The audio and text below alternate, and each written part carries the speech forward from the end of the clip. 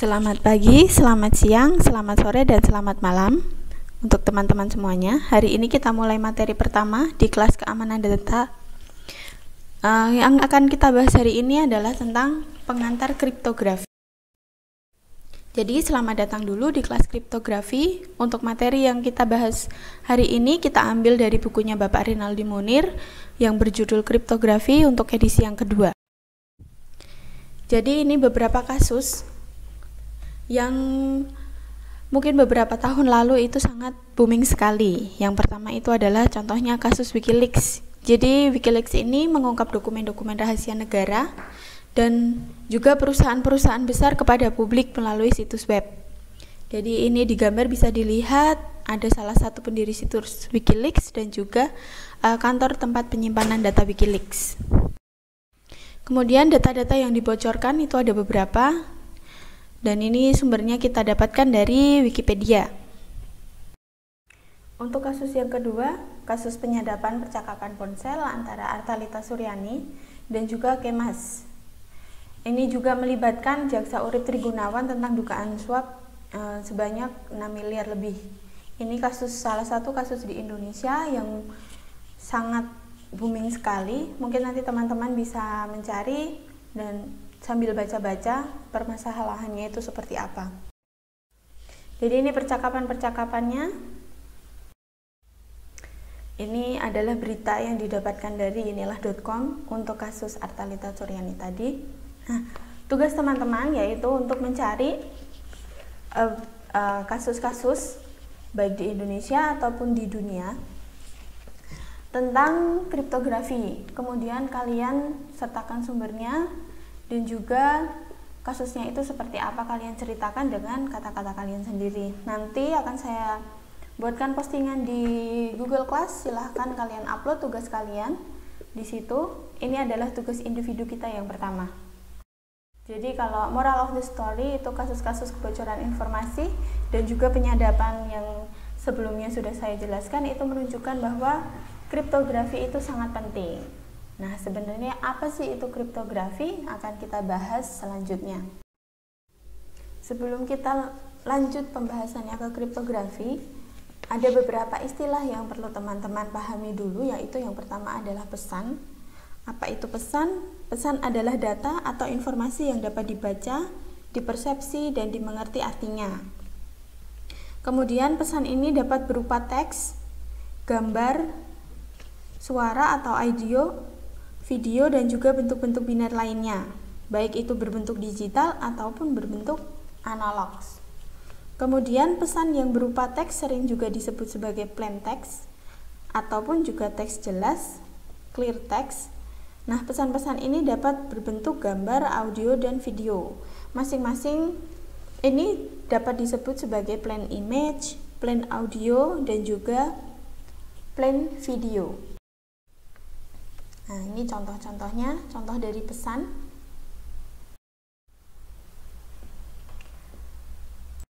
Kemudian ada pengirim. Pengirim yaitu atau sering disebut juga sebagai sender adalah entitas yang mengirim pesan kepada entitas lainnya. Sedangkan penerima atau sebagai receiver itu adalah entitas yang menerima pesan. Jadi pengirim atau penerima pesan itu tidak harus berupa orang, tetapi juga dapat berupa mesin, robot, ataupun juga komputer. Gambar ini adalah salah satu contoh komunikasi antara klien dengan server. Nah, jadi pada sesi komunikasi ini, klien dapat berlaku sebagai pengirim pesan dan server sebagai penerima pesan. Tetapi bisa juga berlaku ketika server yang mengirim pesan ke klien dan klien itu menerima pesan. Istilah selanjutnya yang perlu teman-teman pahami itu adalah ciphertext. Apa itu ciphertext? Ciphertext adalah pesan yang telah disandikan sehingga tidak dapat dimengerti lagi ataupun tidak bermakna lagi. Jadi tujuannya adalah supaya pesan ini tidak bisa dibaca oleh pihak yang tidak berwenang. Istilah lainnya yaitu adalah kriptogram. Nah, ciphertext sendiri ini harus dapat dikembalikan juga dapat dikembalikan ke bentuk semula atau ke dalam bentuk plain text. Jadi ini adalah contohnya. Kalau misalnya kita punya plain text, culik anak itu jam 11 siang. Nah, cipernya akan menjadi seperti itu, sehingga orang-orang yang tidak memiliki kunci untuk mengembalikan ke menjadi plain text itu akan susah sekali untuk mengerti. Yang selanjutnya itu adalah enkripsi dan juga dekripsi. Jadi untuk enkripsi sendiri adalah proses menyandikan plain text menjadi ciphertext. Nama lainnya adalah enciphering, sedangkan dekripsi adalah kebalikannya dari enkripsi, yaitu proses mengembalikan ciphertext menjadi plain text semula atau biasanya disebut juga dengan deciphering. Jadi yang pertama itu adalah proses enkripsi. Proses enkripsi ini menerima masukan berupa plain text dan kunci. Kemudian outputnya itu adalah ciphertext, dan sebaliknya proses dekripsi menerima masukan berupa ciphertext dan kunci, hasilnya itu adalah menjadi plain text semula. Jadi enkripsi dan dekripsi ini dapat diterapkan baik pesan yang dikirim ataupun juga pesan yang tersimpan. Jadi istilah encryption of data in motion akan mengacu pada enkripsi pesan yang ditransmisikan melalui saluran komunikasi. Sedangkan istilah encryption of data at rest itu mengacu pada enkripsi dokumen yang disimpan di dalam memori sekunder atau storage. Jadi ini notasi matematisnya. Kalau dimisalkan C adalah ciphertext dan P adalah plain text, maka fungsi enkripsi dapat dituliskan sebagai yang tampil di layar dan fungsi dekripsi seperti itu. Jadi fungsi enkripsi dan dekripsi harus memenuhi sifat sebagai berikut. Ini adalah, tadi saya sudah jelaskan, aplikasi enkripsi dan dekripsi. Nah, ini data encryption on motion. Ini adalah contohnya enkripsi PIN dari mesin ATM ke komputer server bank. Ada juga enkripsi informasi kartu kredit pada transaksi e-commerce via internet, dan masih ada beberapa yang lainnya. Kemudian untuk encryption of data at rest, ini adalah contohnya enkripsi file basis data di dalam komputer server, enkripsi dokumen pribadi di dalam komputer, enkripsi gambar-gambar peta bumi hasil foto satelit, dan masih banyak yang lainnya juga. Ini beberapa contohnya. Untuk dokumen gambar, ini basis data, ini video. Nah, jadi kita mulai masuk ke kriptografi. Apa itu sih sebenarnya kriptografi?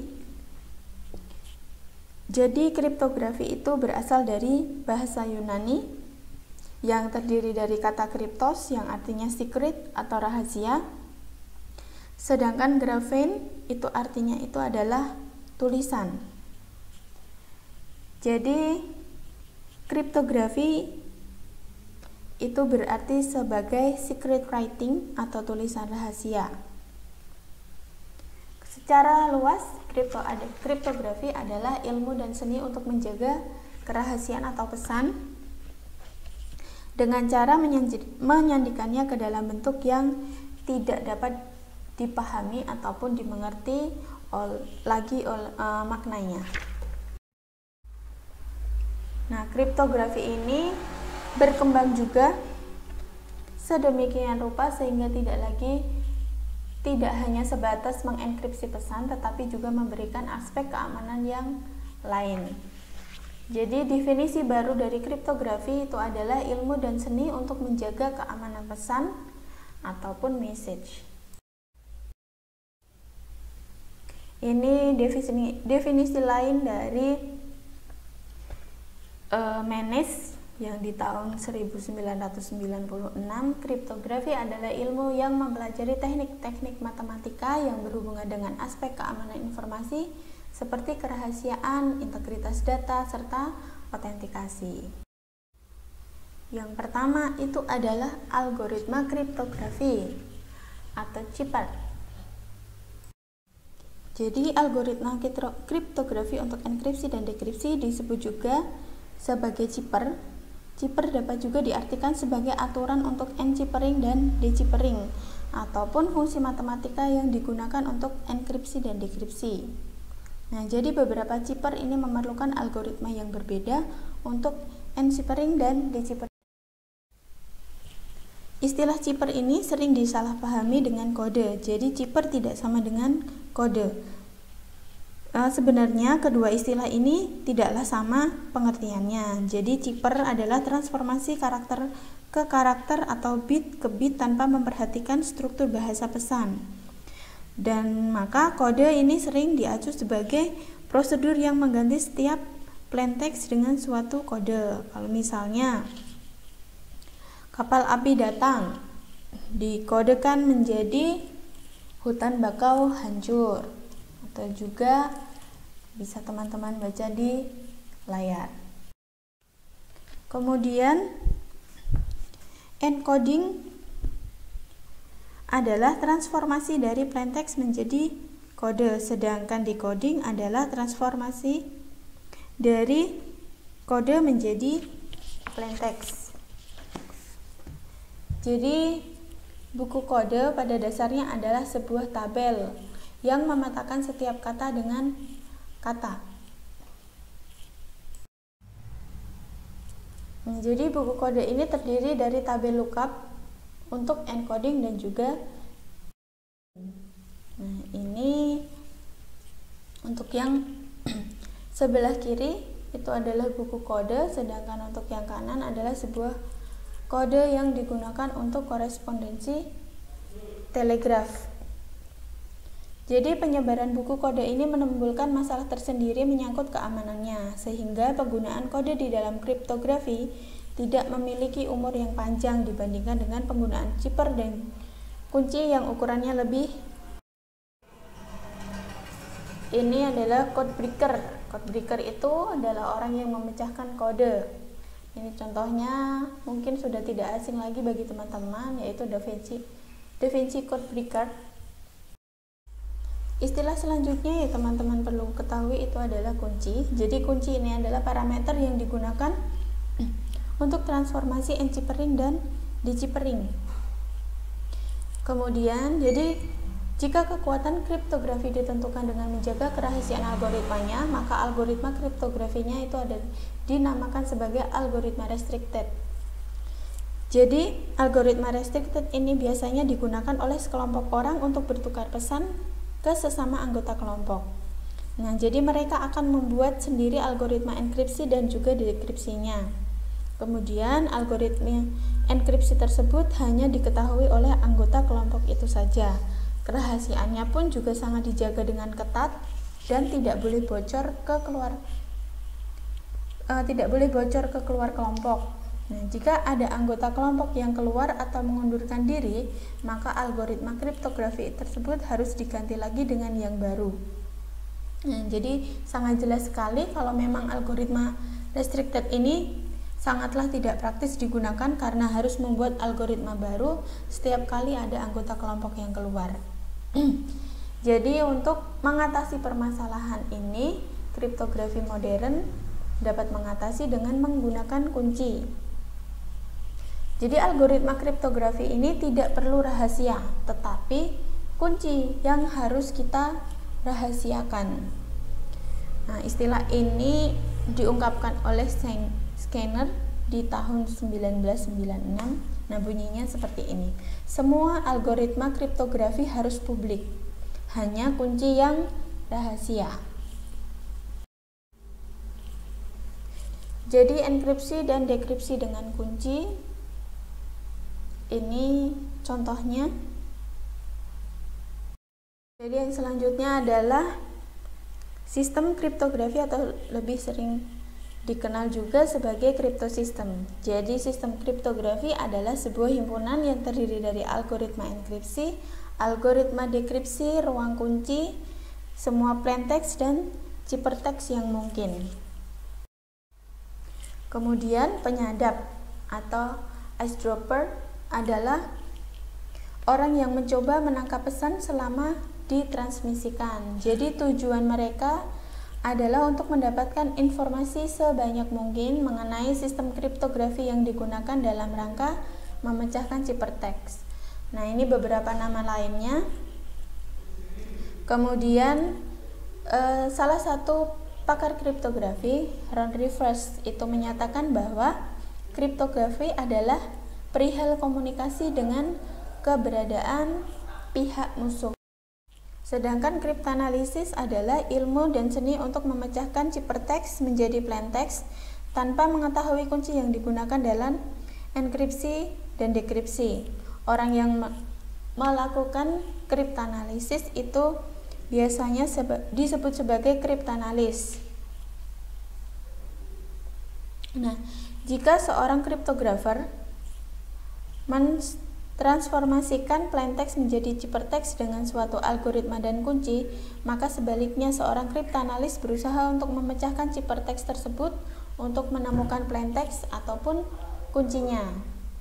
Nah, jadi kriptanalisis bisa diartikan sebagai lawan dari kriptografi.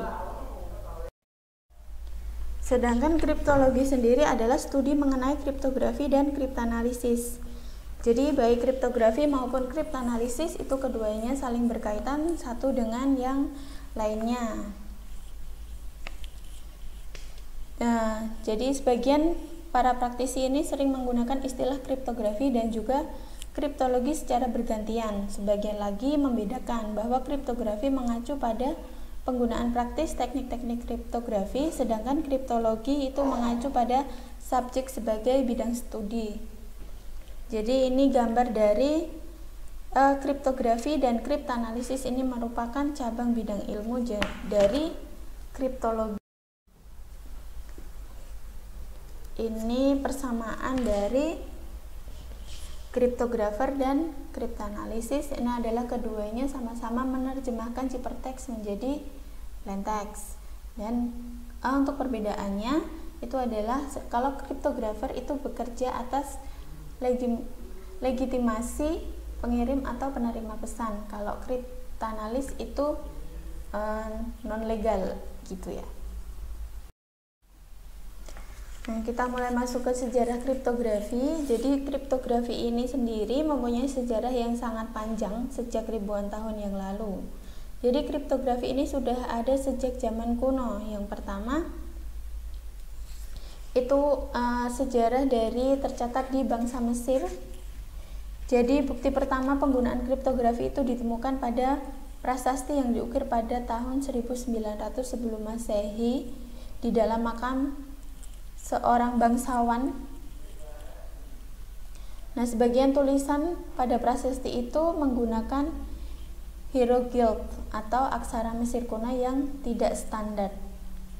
Sedangkan pada saat sejarah kriptografi di Yunani itu permulaannya adalah tahun 400 sebelum Masehi. Jadi sudah menggunakan alat untuk mengacak pesan bernama Scytale. Nah, Scytale itu adalah gambar yang di sebelah kiri bentuknya seperti itu. Kemudian untuk yang sebelah kanan ini contoh dari tentara Sparta Yunani yang sedang menggunakan Scytale. Jadi Scytale ini terdiri dari sebuah kertas panjang yang terbuat dari daun papirus, kemudian dililitkan pada sebuah silinder kayu berdiameter tertentu. Nah, jadi pesan akan ditulis secara horizontal baris per baris pada kertas di silinder. Kemudian ini sejarah kriptografi pada bangsa Arab.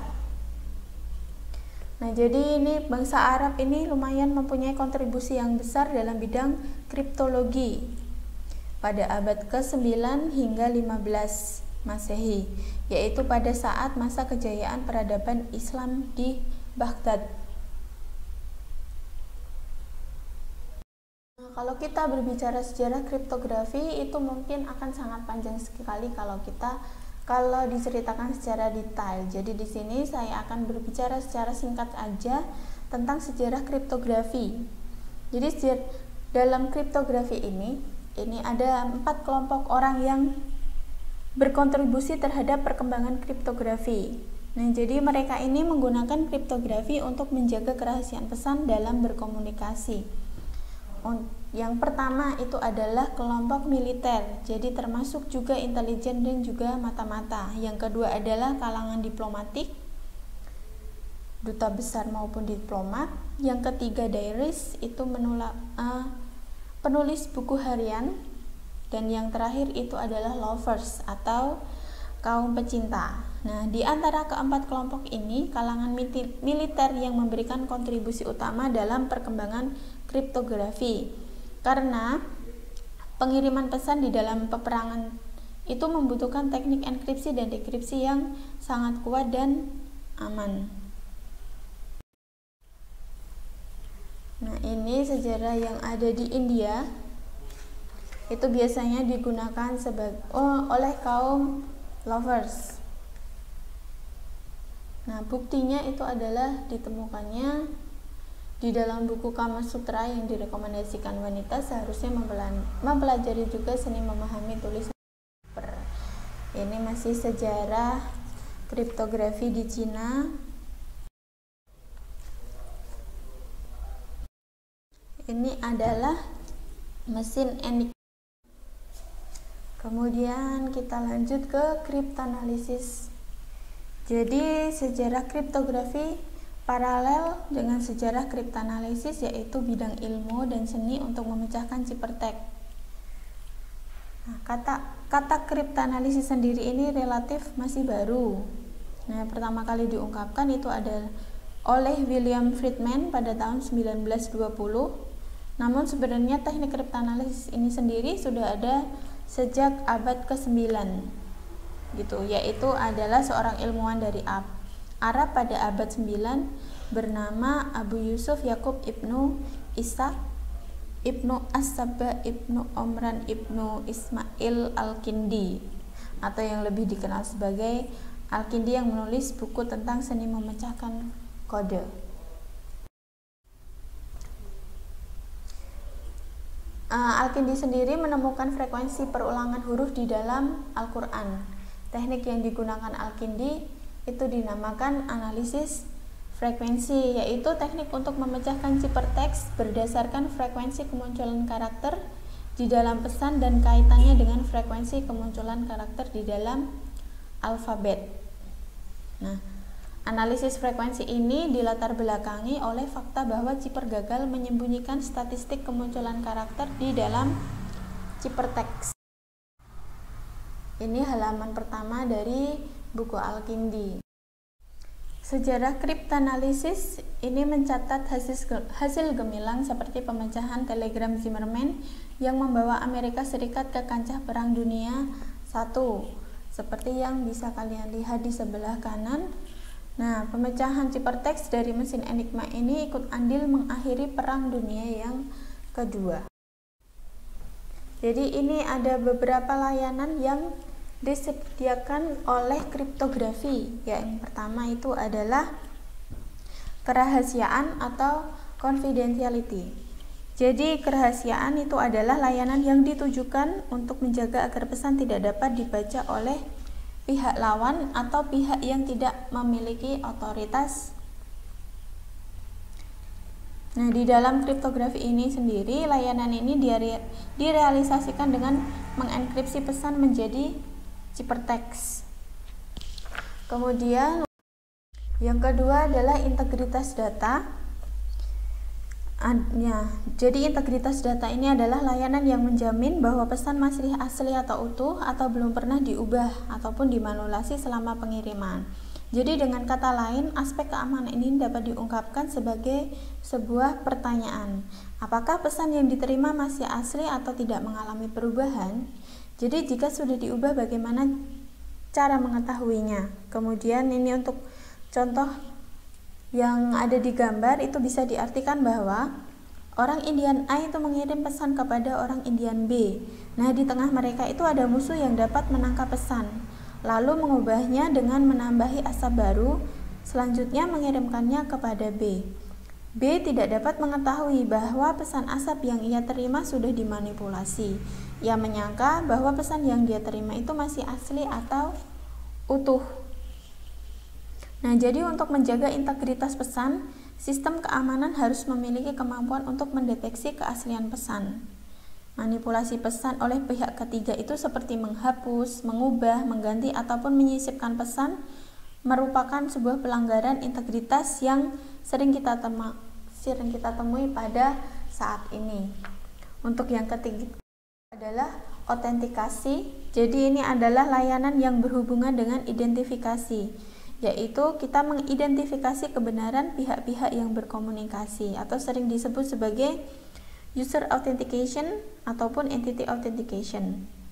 Jadi dua pihak itu saling berkomunikasi, harus dapat pada saat berkomunikasi itu mereka harus dapat mengautentikasi satu sama lain, sehingga pesan yang dikirim dan diterima memang benar dari pengirim dan penerima yang sesungguhnya. Jadi dengan kata lain, layanan autentikasi dapat diungkapkan dengan sebuah pertanyaan, apakah pesan yang diterima benar-benar berasal dari pengirim yang benar. Kalau diilustrasikan dengan gambar, nah jadi orang Indian A itu mengirim pesan kepada orang Indian B. Di tengah mereka itu ada musuh yang mengintervensi komunikasi lalu mengirim pesan kepada B dan mengklaim bahwa yang mengirim pesan tersebut adalah A. Nah, padahal sebenarnya itu adalah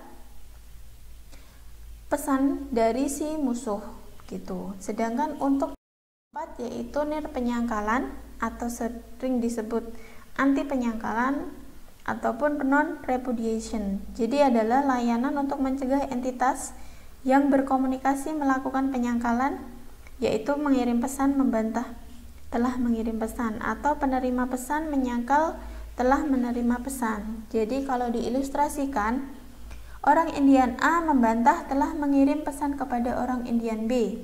Jadi Indian B perlu suatu mekanisme untuk membuktikan bahwa A telah berbohong. Nah, saat ini di dalam kehidupan sehari-hari kita itu sudah banyak sekali dikelilingi oleh kriptografi. Jadi mulai dari ATM, handphone, komputer, internet, dan juga lain-lainnya.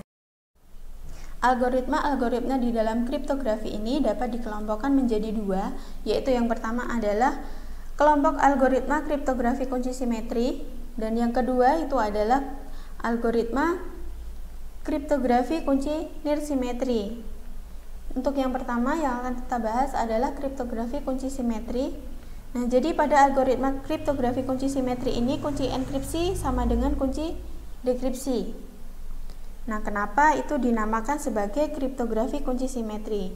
Jadi kalau untuk bisa dilihat di gambar, ya, jadi sistem kriptografi kunci simetri ini itu mengasumsikan bahwa pengirim dan penerima pesan sudah berbagi kunci yang sama sebelum bertukar pesan, sehingga bagaimana cara kunci itu diketahui oleh pengirim dan penerima pesan itu tidak dibahas. Itu. Nah, di dalam kriptografi simetri ini keamanannya terletak pada kerahasiaan kuncinya, sedangkan algoritmanya sendiri ini tidak perlu rahasia. Jadi kriptografi simetri ini merupakan satu-satunya jenis kriptografi yang dikenal dalam catatan sejarah hingga tahun 1976. Nah, puluhan algoritma kriptografi modern termasuk ke dalam kelompok kriptografi simetri. Nah, contoh-contohnya yaitu adalah ada AES, ada DES, ada Brovis, ada RC4, RC5, RC6, dan juga yang lainnya. Jadi cipper yang termasuk ke dalam algoritma kriptografi simetri dapat dibagi lagi menjadi cipper blocks dan juga cipper alir. Nah, cipper block ini sering disebut juga sebagai block cipper, sedangkan cipper alir ini sering disebut sebagai stream cipper.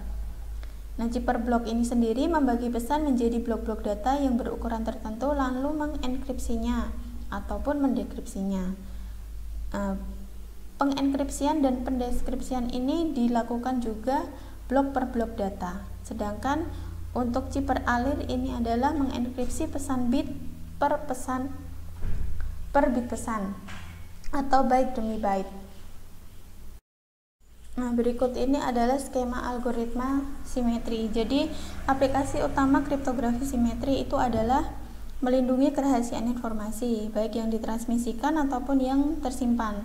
Nah, kelemahan dari kriptografi simetri ini sendiri adalah penerima pesan harus memiliki kunci yang sama dengan pengirim pesan, sehingga pengirim pesan harus mencari cara yang aman untuk memberitahu kunci tersebut kepada penerima pesan. Selanjutnya itu adalah kunci kriptografi kunci nirsimetri. Jadi jika kunci untuk enkripsi tidak sama dengan kunci untuk dekripsi, nah maka kriptografinya ini adalah dinamakan sebagai kriptografi nirsimetri. Jika kunci enkripsi itu tidak rahasia, yaitu diumumkan kepada semua pengguna, sedangkan kunci dekripsi harus dirahasiakan, maka kriptografi nirsimetri disebut juga sebagai kriptografi kunci publik. Pada kriptografi kunci publik, setiap pihak yang berkomunikasi memiliki sepasang kunci, yaitu kunci privat dan juga kunci publik. Nah, di sini kalau bisa dilihat dari gambar, pengirim mengenkripsi pesannya dengan menggunakan kunci publik si penerima pesan. Hanya penerima pesan yang dapat mendekripsi ciphertext karena hanya ia yang mengetahui kunci privat sendiri. Untuk kriptografi kunci publik dapat dianalogikan seperti kotak surat yang terkunci dan memiliki lubang untuk memasukkan surat. Kotak surat digembok dengan kunci hanya dimiliki oleh pemilik kotak surat. Setiap orang dapat memasukkan surat ke dalam kotak suara tersebut, tetapi hanya pemilik kotak yang dapat membuka kotak dan membaca surat di dalam karena ia yang hanya memiliki kuncinya. Nah,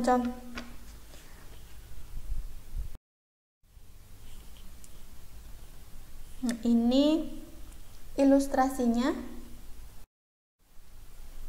Kemudian keuntungan dari kriptografi kunci nirsimetri yaitu tidak ada kebutuhan untuk mendistribusikan kunci privat sebagaimana pada sistem kriptografi simetri. Yang kedua, kunci publik dapat dikirim ke penerima melalui saluran yang sama dengan saluran yang digunakan untuk mengirim pesan.